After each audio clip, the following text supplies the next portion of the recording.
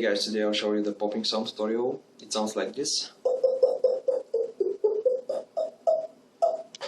Yeah, it's actually a sound created by FaithSFX.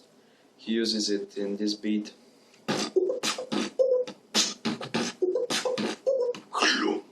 But also many other beatboxers use this sound, like Korean FX for example. In this beat,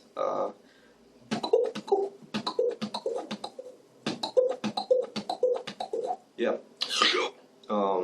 To do this sound, you have to pretend like you're clearing your throat or something,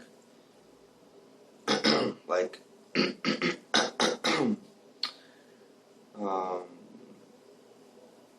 or just coughing, you know, like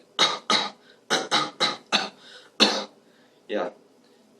The sound comes from this part, so it's like the next step is to try to make the sound sharper and shorter, like then the other step is to try to vocalize it in higher pitch, like and the last step is to make the shape of your lips like you're going to say the letter O. So it's like see how the sound changes totally, like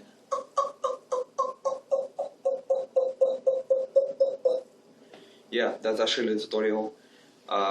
If you have any questions, please don't be afraid to ask me. I'll try to answer everyone. Thanks.